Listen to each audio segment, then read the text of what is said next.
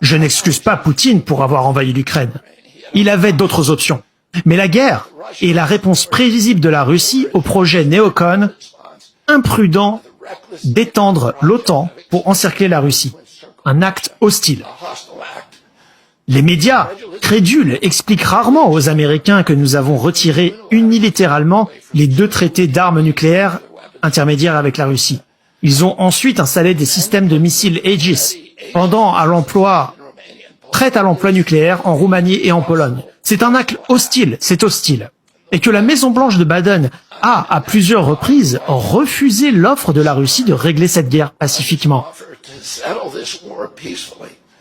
La guerre en Ukraine a commencé en 2014, lorsque des agences américaines ont renversé le gouvernement démocratiquement élu en Ukraine et installé un gouvernement pro-occidental, qui a lancé cette guerre civile meurtrière contre les Russes ethniques en Ukraine.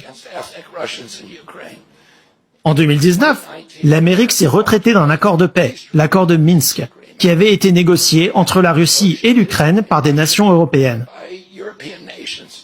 Et puis, en avril 2022, nous voulions la guerre.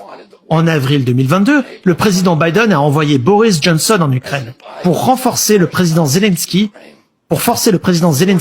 à déchirer un accord de paix qu'il avait déjà signé avec les Russes.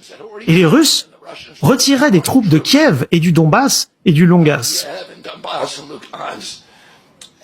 Et cet accord de paix aurait apporté la paix à la région et aurait permis au Donbass et au Lugansk de rester en Ukraine. Le président Biden a déclaré ce mois-là que son objectif dans la guerre était de changer le régime en Russie. Son secrétaire à la Défense, Lloyd Austin, a simultanément expliqué que le but de l'Amérique dans la guerre était d'épuiser l'armée russe, de dégrader sa capacité à combattre ailleurs dans le monde. Ces objectifs, bien sûr, n'ont rien à voir avec ce qu'ils disent aux Américains sur la protection de la souveraineté de l'Ukraine.